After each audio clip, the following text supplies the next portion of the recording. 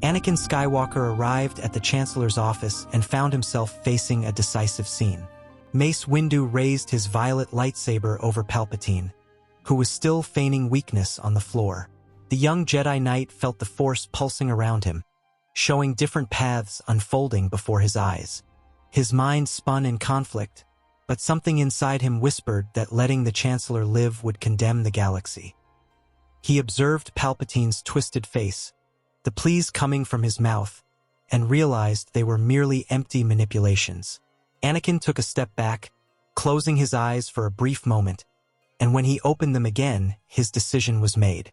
"Do what must be done, Master Windu," said Anakin, his firm voice echoing through the room.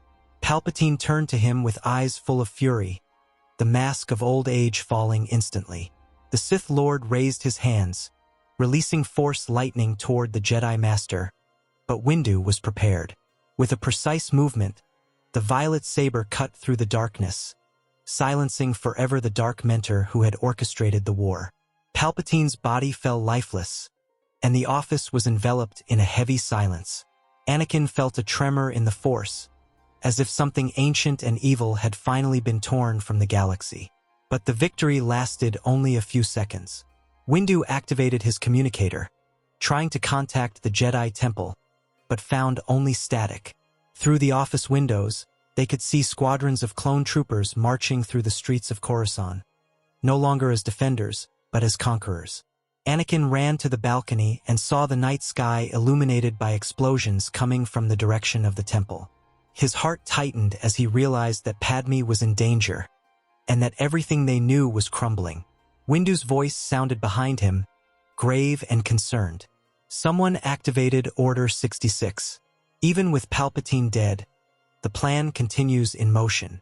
In the Senate corridors, Grand Moff Wilhuff Tarkin observed the chaos with a cold smile on his lips. He had been informed of the contingency plan months ago, prepared by Palpatine for the case of his premature death. With military efficiency, Tarkin assumed control of the clone forces, issuing orders for all Jedi to be considered traitors to the Republic. Through holographic transmissions across the galaxy, he proclaimed the birth of the Galactic Empire, promising order and security. His speech was calculated, devoid of Palpatine's theatricality, but equally effective. Senators who opposed were immediately arrested, and those who hesitated saw their families threatened. Anakin and Windu managed to escape the Senate building using secret passages known only to the Jedi. As they ran through the shadows of Coruscant, Anakin activated his private communicator, praying that Padme would answer. Her voice emerged weak but present, saying she was safe in Senator Bail Organa's apartments. Windu contacted Yoda on Kashyyyk, alerting him about the clones' betrayal and Tarkin's rise. The small Jedi Master responded with regret in his voice. "Great disturbance in the Force, I can feel. Survive few Jedi will. Hide ourselves we must, and wait for the right moment." In the following days, the horrors of Order 66 revealed themselves in their full extent. Jedi Masters like Ki-Adi-Mundi, Agen Kolar, Plo Koon, and Cece Tin were killed by their own troops on distant battlefields. The Jedi Temple on Coruscant was burned, its archives destroyed, its children killed without mercy. Anakin wept for the first time in years upon learning that friends and mentors had perished, betrayed by soldiers who once swore to protect them. Windu remained stoic, but his eyes revealed the deep pain of seeing his order destroyed.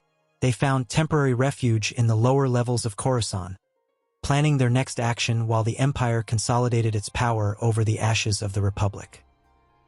In the weeks following the Republic's fall, the situation on Coruscant had become unsustainable for any opponent of the regime. Anakin, Windu, Padme, and Bail Organa knew that remaining in the Empire's heart meant certain death. Stormtrooper patrols scoured every sector of the planet city, searching for surviving Jedi and rebel sympathizers. The senator from Alderaan used his last diplomatic resources to organize a discreet escape, taking advantage of trade routes not yet fully controlled by Tarkin. They departed in separate ships during the early morning, each group following different trajectories to avoid suspicion. Padme looked one last time at Coruscant's urban horizon, knowing she might never return to the city that once represented hope and democracy. Alderaan became the initial meeting point of the Resistance, a peaceful world whose diplomatic reputation still offered some protection against the Imperial gaze. Bail transformed his private properties into secret operation centers, where political refugees and persecution survivors found temporary shelter. Padme worked tirelessly alongside the senator, using her diplomatic experience to establish contacts with systems that hesitated to declare open opposition to Tarkin. Anakin remained close to her, not only as a protector, but also as a companion who shared her ideals of freedom. Windu coordinated security operations, his military experience proving valuable in organizing the growing resistance network. Together, they began to structure what would become the backbone of the Rebel Alliance. The arrival of Yoda and Obi-Wan Kenobi completely changed the dynamics of the nascent rebel movement. The small master had escaped from Kashyyyk with the Wookiees' help, while Obi-Wan had managed to survive the betrayal on Utapau by using the Force to fake his death.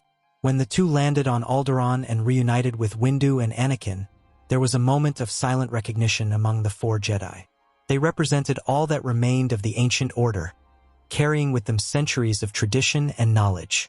Yoda observed each of them with his ancient eyes, perceiving the invisible scars they all carried.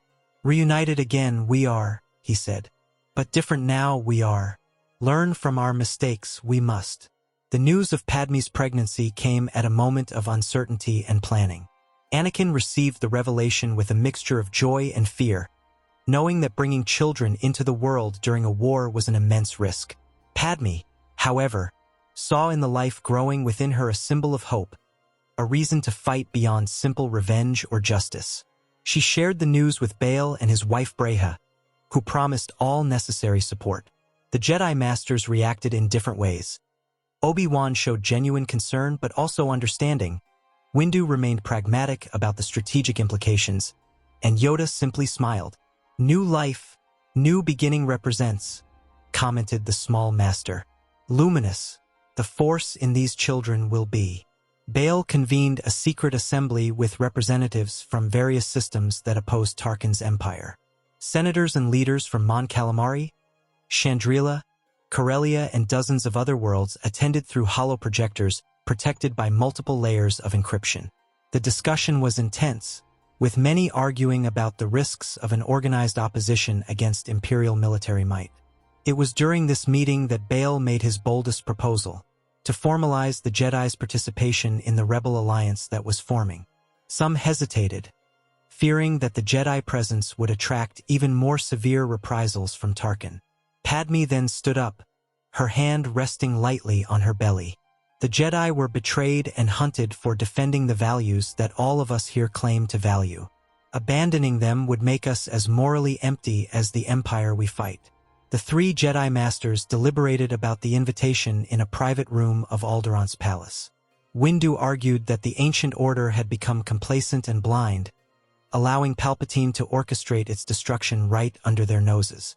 Obi-Wan partially agreed, observing that perhaps it was necessary to completely rethink the Jedi's role in the galaxy.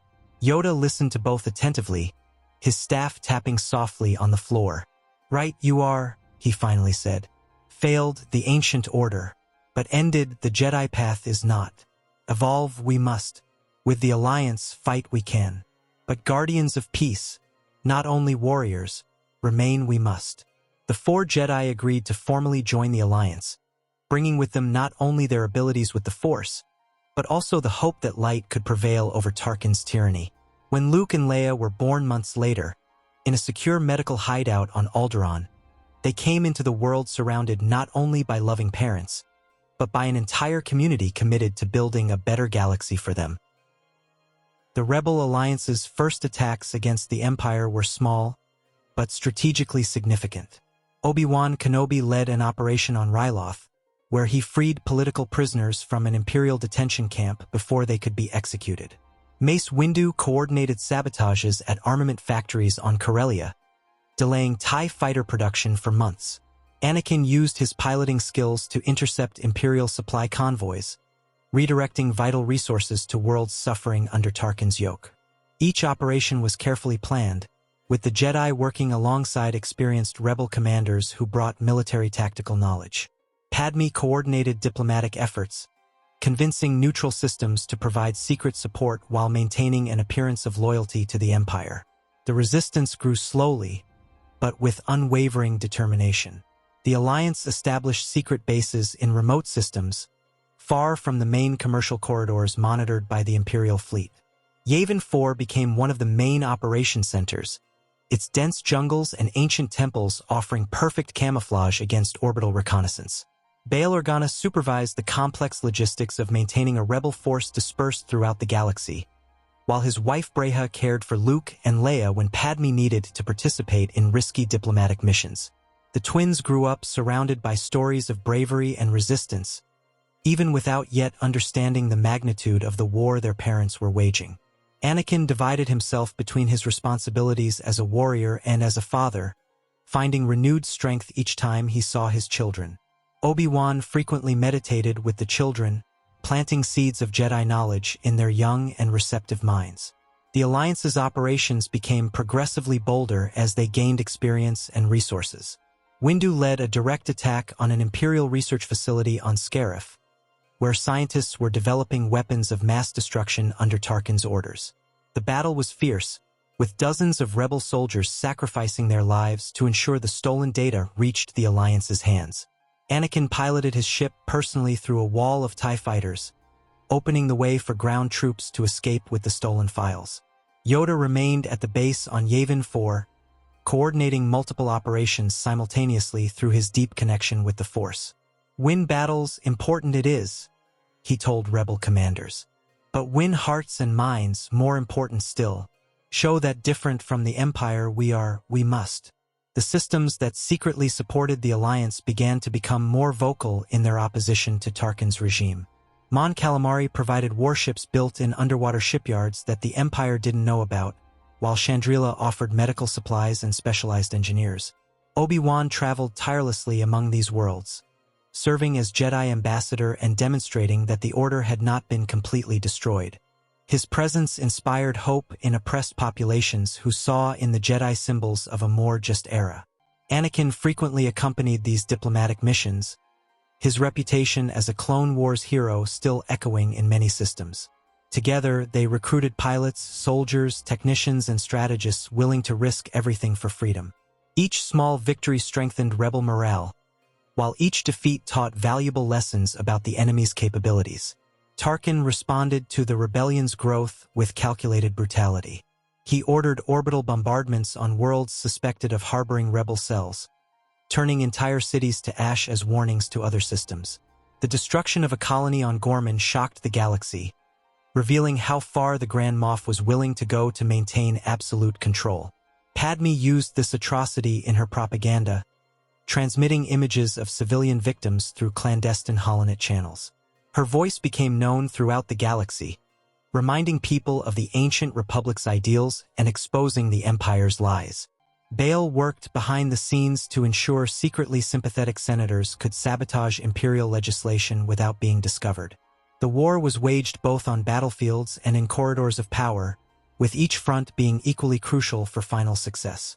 The Jedi's abilities proved invaluable in high-risk operations that conventional soldiers could not perform. Windu infiltrated an Imperial fortress on Fonder, using the Force to cloud guards mines while planting explosives in critical power generators. Obi-Wan rescued a captured rebel scientist from a maximum security prison on Carida, escaping through ventilation ducts impossible for someone without Force abilities. Anakin led X-Wing fighter squadrons in impossible space battles, his Jedi precognition allowing maneuvers that ordinary pilots would never attempt. Yoda remained as the spiritual heart of the Resistance, reminding everyone they fought not only against a tyrant, but for principles of justice and compassion. "In the dark, light we must be," he taught young rebels. "In hatred, love show we must. Only thus, truly win we can."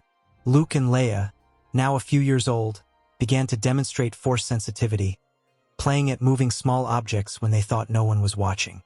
Anakin and Padme knew that eventually their children would have to choose their own paths, but for now they simply thanked each day they could spend together as a family, fighting for a future where freedom was more than a distant memory. The war against Tarkin's empire intensified when the Alliance began to coordinate offensives on multiple fronts simultaneously. Mace Windu planned a series of synchronized attacks against Imperial communication installations, temporarily cutting command lines between Coruscant and peripheral systems. Meanwhile, Obi-Wan led rebel cells on Onderon, training local guerrillas in resistance tactics he had learned during the Clone Wars. Anakin assumed command of an improvised rebel fleet, composed of ships from diverse origins but crewed by exceptionally skilled pilots. Each operation required precise coordination, encrypted communication, and a deep understanding of Imperial vulnerabilities. Padme continued her tireless diplomatic work, now traveling disguised among systems under various pseudonyms, building secret alliances with disillusioned Imperial governors. Her words had the power to transform passive sympathizers into active collaborators of the rebel cause. Victories began to accumulate in ways that even the most optimistic rebels had not foreseen. On Bothawi, Bothan intelligence agents infiltrated Imperial computers and stole detailed plans of Tarkin's fleet patrol routes. With this information, the Alliance could position devastating ambushes that destroyed dozens of Star Destroyers in deep space. Windu personally led an attack on an Imperial officer training center on Kerida, freeing hundreds of recruits who had been forced into military service. Many of these freed youths chose to join the Alliance, bringing valuable knowledge about Imperial procedures and codes. Obi-Wan infiltrated an Imperial conference on Ariadu disguised as an admiral, collecting intelligence directly from conversations among Tarkin's commanders. The audacity of rebel operations began to undermine the confidence the Empire projected, revealing that even the most oppressive regime had exploitable weaknesses. Yoda established a secret school, where he began to train new Jedi among Force-sensitive youths rescued from Imperial worlds. The swampy planet offered perfect isolation and a deep connection with the living force that amplified the Old Master's teachings. Among his first students were orphans of Order 66, children who had lost their masters but kept alive the flame of Jedi knowledge. Luke and Leia visited occasionally, demonstrating natural aptitudes that impressed even Yoda. "Strong in them, the Force is," he commented to Anakin. "But rush their training we must not. Grow in love and peace first, they need.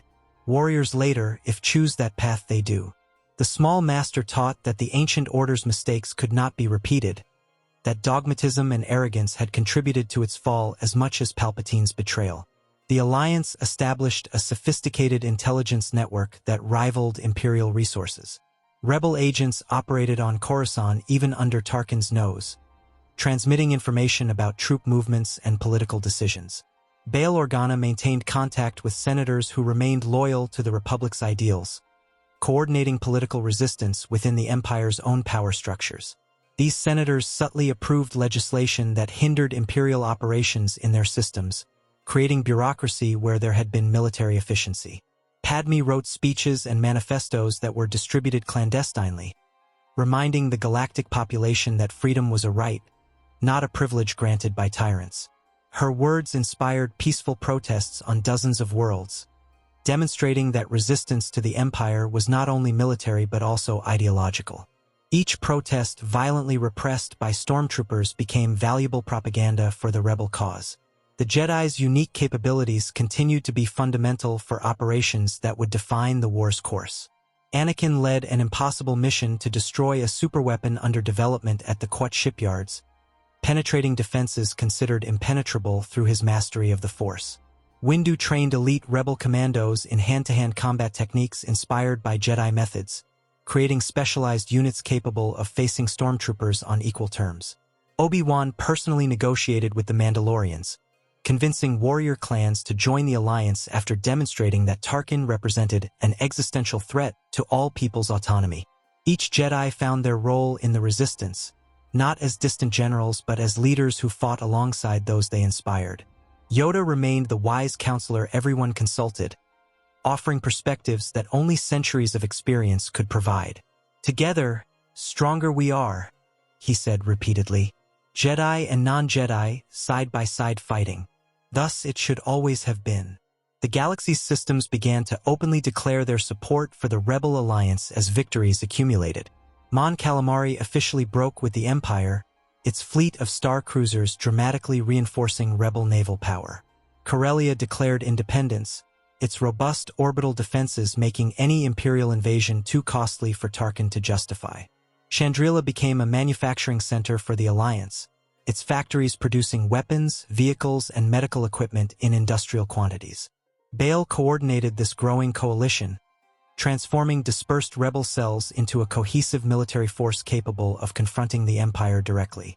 Anakin and Padme worked tirelessly, she in political backrooms and he on battlefields, both united by the vision of a free galaxy for their children to grow up in.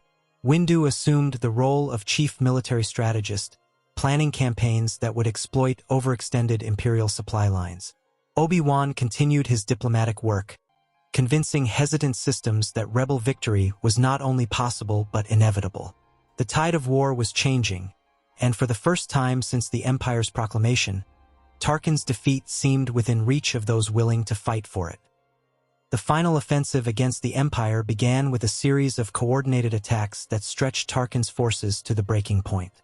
The Alliance had spent months preparing this campaign, gathering its fleet in remote systems while rebel cells infiltrated on Coruscant sabotaged critical infrastructure.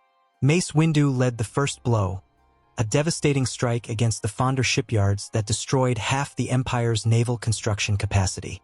Simultaneously, Obi-Wan commanded ground troops in a lightning campaign through the core territories, liberating system after system before Imperial reinforcements could respond.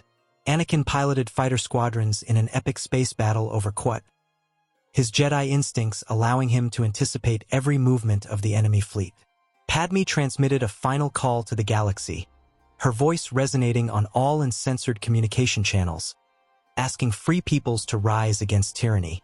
The response was immediate and massive, with revolts breaking out on dozens of Imperial worlds. Tarkin realized too late that he had underestimated the determination and organizational capacity of the Rebel Alliance. His forces were dispersed throughout the galaxy, trying to suppress simultaneous rebellions while defending strategic installations from Jedi attacks.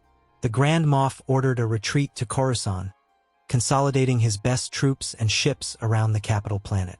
He planned to transform the system into an impregnable fortress, believing the Alliance wouldn't have resources for a prolonged siege. But Bail Organa had prepared exactly for this scenario, coordinating with rebel commanders a strategy that would isolate Coruscant diplomatically while cutting its supply routes. Systems that had remained neutral now declared support for the Alliance, perceiving that the Empire was losing control. The network carefully built by Tarkin began to crumble, revealing that power based only on fear was inherently fragile. The battle for Coruscant lasted 3 intense weeks that tested both sides' limits. The rebel fleet, commanded by experienced Mon Calamari admirals and with Anakin leading fighter squadrons, faced the galaxy's most formidable orbital defenses. Star destroyers exchanged fire with rebel cruisers, illuminating space with explosions that could be seen from the planet's surface. Windu led ground forces that landed in Coruscant's lower levels, fighting block by block against entrenched stormtroopers. Obi-Wan coordinated sabotage operations, his teams deactivating shield generators protecting key military installations. Yoda remained with Padme and the children on Alderaan, but his presence in the Force could be felt by all Jedi in the battle, strengthening their determination. Luke and Leia, still too young to fully comprehend, knew something important was happening through the tense faces of adults around them. Tarkin made his final mistake by ordering an indiscriminate orbital bombardment of rebel sectors on Coruscant, killing millions of Imperial civilians in a desperate attempt to eliminate invading forces. The atrocity horrified even his own officers, many of whom realized they served a monster willing to destroy the capital itself to maintain power. Mass desertions began within Imperial ranks, with entire units of stormtroopers laying down weapons or even switching sides. Naval commanders ordered their ships to withdraw from battle, refusing to participate in more massacres. Padme transmitted images of the horror to the entire galaxy, her voice breaking with emotion but remaining firm. "This is what the Empire represents," she declared. "Senseless death, power without humanity, order without justice. We offer something different. We offer hope." Tarkin's final fall came not through epic battle but through betrayal within his own ranks. A group of Imperial officers, led by those who had witnessed the bombardments, conspired to deliver the Grand Moff to rebel forces. Anakin and Windu received precise coordinates of Tarkin's location in the Imperial Senate complex, protected only by a skeleton guard of fanatical loyalists. The two Jedi personally led the assault, their lightsabers cutting through desperate but poorly coordinated resistance. When they finally confronted Tarkin in his command center, the man who had proclaimed the Empire remained defiant to the end. "You may defeat me," he said coldly, "but you will never be able to govern this galaxy. The chaos you've created will only lead to another tyrant." Windu arrested him without responding to the provocations, knowing that the Alliance's actions would prove or refute these words in the following years. The Empire's formal surrender occurred 2 days later in the same Senate building where Palpatine had proclaimed the regime years before. Imperial commanders signed terms of capitulation while representatives from hundreds of systems observed via holoprojector. Bail Organa temporarily assumed coordination of the governmental transition, working tirelessly to establish democratic structures that would avoid the ancient Republic's mistakes. Padme drafted the new Republic's Declaration of Principles, a document that emphasized individual freedom, equitable representation, and limitations on centralized power. The Jedi discussed at length what their role would be in this new order. Yoda proposed that the Order be rebuilt not as distant mystical guardians but as humble servants of peace. "Learned much we have," he told the other masters. "Arrogant we were, blind to the dark side right before us. Different we must be, or repeat the same mistakes we will." Windu agreed, suggesting that future Jedi should live among common people, understanding their struggles instead of observing them from ivory towers. Obi-Wan proposed decentralizing Jedi training, establishing academies on multiple worlds instead of concentrating everything on Coruscant. Anakin simply wanted to ensure his children would grow up in a universe where the Force was seen as a tool of service, not domination. When Luke and Leia finally ran to embrace their parents after weeks apart, everyone present saw in that moment the promise of a better future, built not on the ashes of empire but on foundations of hope, justice, and love.